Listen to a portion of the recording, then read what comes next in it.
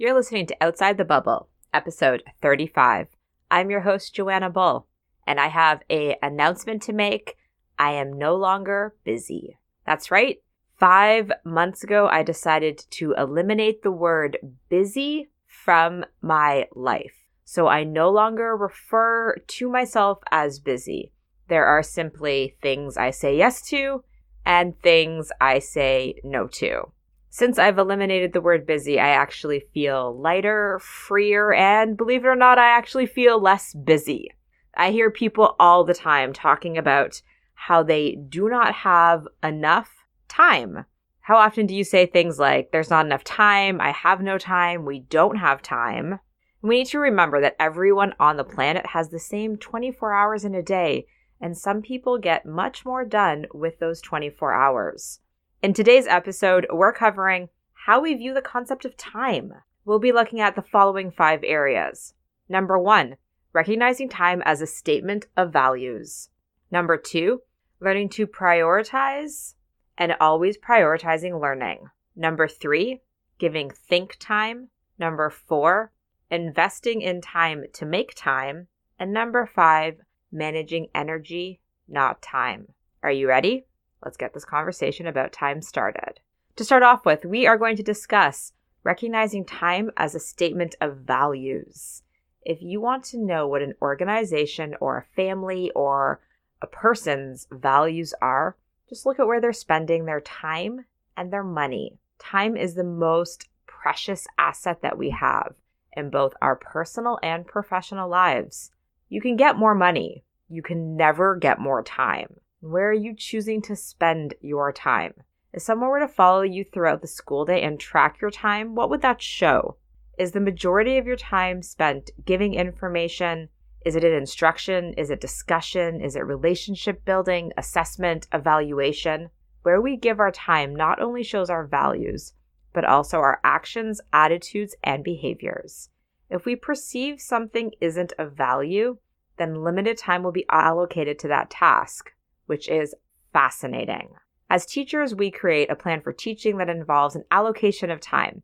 And in the process of executing that plan, we have to make micro and macro decisions about the allocation of time. When do we stop a conversation? When do we move on with a skill? Do I continue this instruction because I've planned more questions? Do I reteach a concept? How long can I allow students to experiment and fail? Should I let them experiment or should I just give them the answer?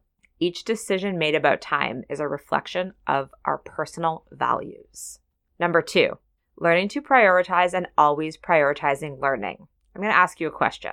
Rank yourself honestly without thinking about it. Just say the first number that comes to mind.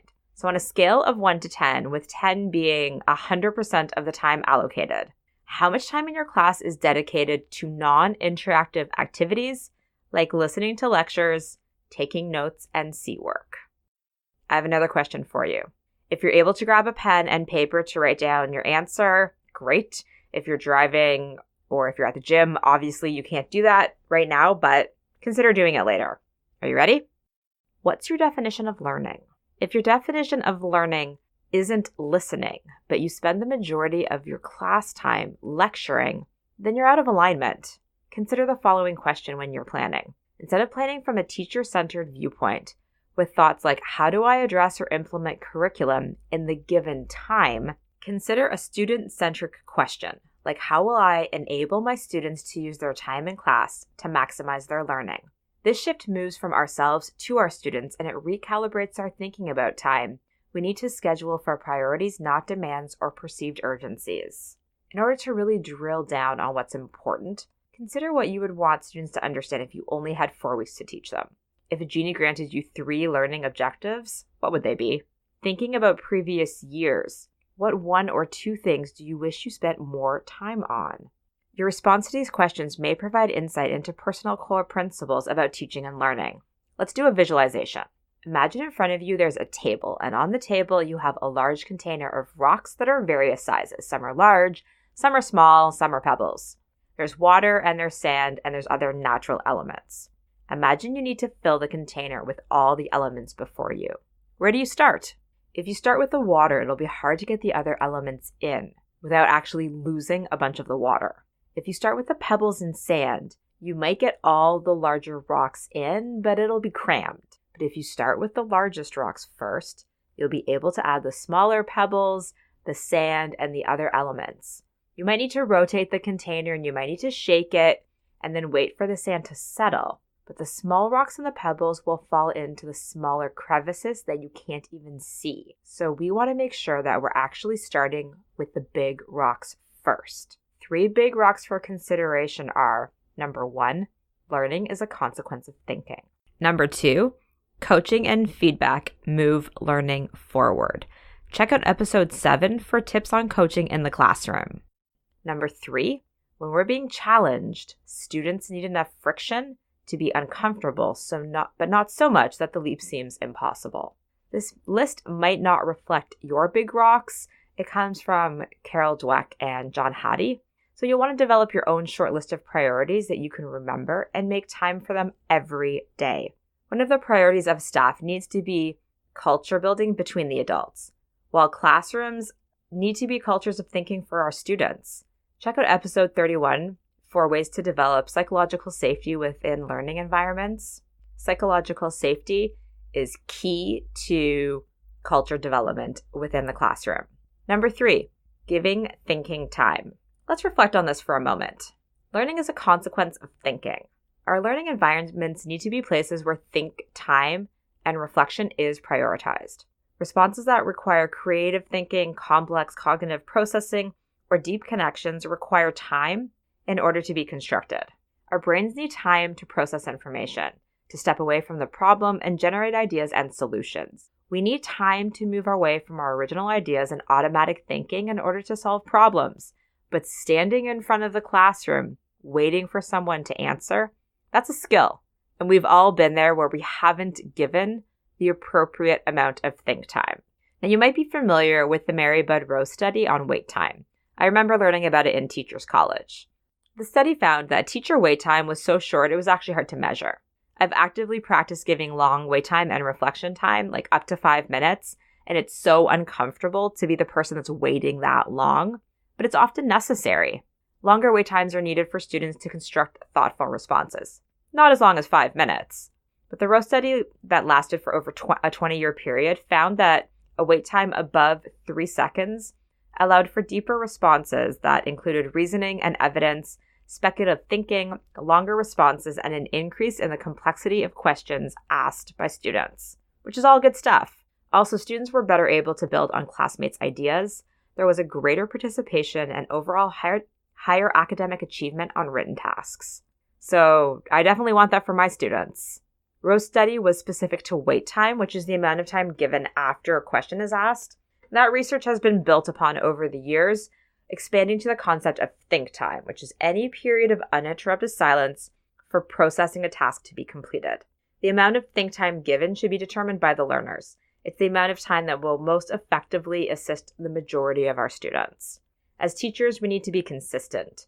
When we tell our students that they have 5 minutes, but we only give them 3 minutes or vice versa, we're actually training our learners to use time poorly or to stop work early because they aren't actually sure how much time they have. Number 4, investing time to make time. When we're short on time, we actually look for shortcuts, but this quest for shortcuts doesn't actually produce the results we're looking for. In fact, it can actually shortchange learning. I'm sure you've heard that multitasking is a myth. Research now confirms this. The brain can indeed carry on 2 unrelated activities without any conflict. So when I'm working out at the gym and listening to music, there's no conflict there. Or when I'm washing the dishes and listening to a podcast, there's no conflict there. When it comes to more complex mental functions, like processing information or simply just concentrating on a task, the brain actually has to switch back and forth between activities. When it switches back and forth, we get tired. It actually causes mental and physical fatigue, and information actually gets lost and errors are created. Studies show that a person who's interrupted takes up to 50% longer to accomplish the task at hand and makes up to 50% more errors. Some researchers actually want to call multitasking divided attention. It has several effects on memory when our attention is divided during learning. We actually end up remembering information less or sometimes not even at all. It was helpful for me to make a list of non-curriculum related activities that were important to my classroom and allocate time for those activities to occur. For example, an activity that I consider essential is community building, when I get to know my learners and they get to know each other, as well as establishing classroom norms and routines. This can take up a substantial portion of time at the beginning of each semester, but it eliminates conflicts and behavioral issues that can occur later on, which ends up saving time in the long run.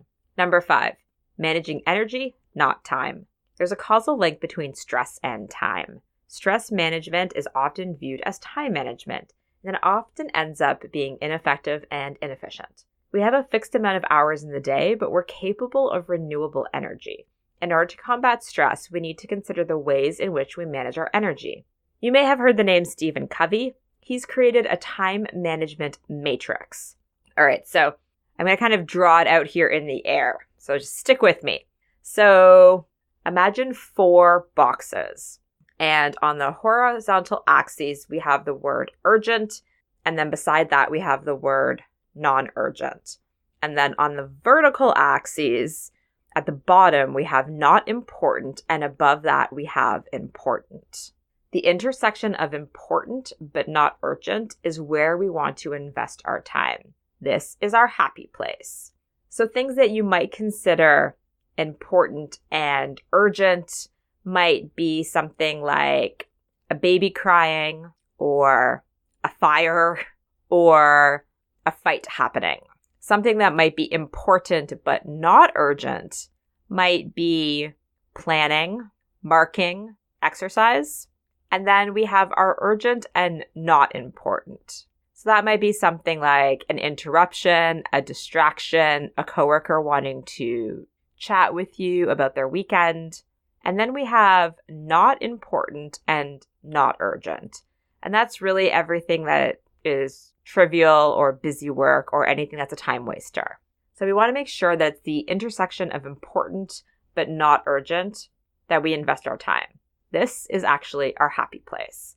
When we live in the intersection of urgent and not important, we expend unnecessary energy and cause ourselves and those around us stress.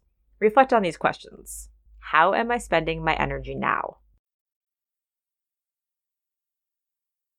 How should I be spending my energy so that it is consistent with my deepest values? Here's an activity you can do to track your energy expenditure. So, track your daily activities for a few days.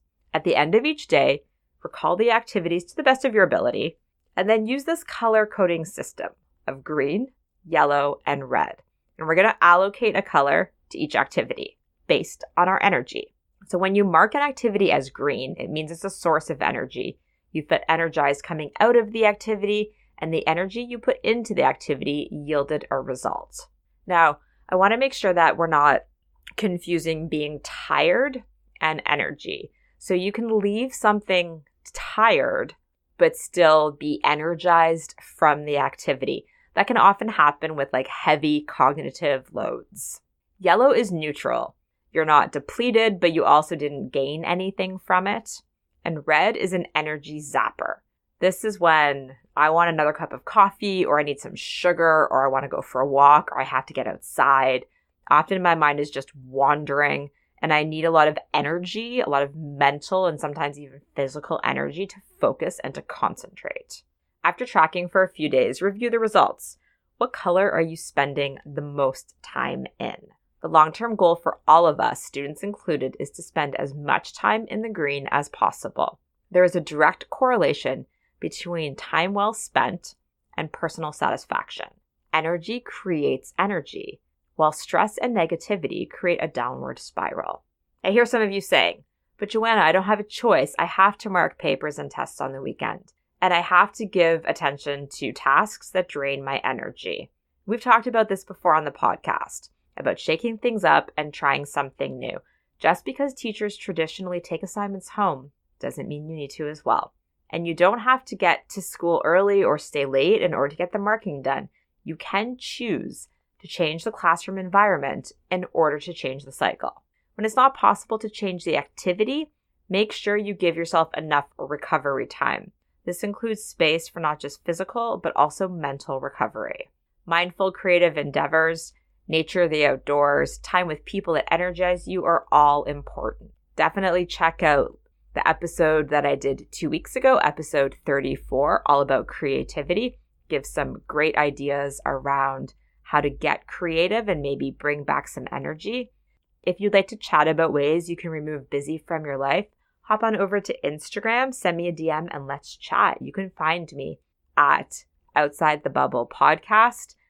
Okay, let's just go over those 5 concepts of time again. Number 1, recognizing time as a statement of values.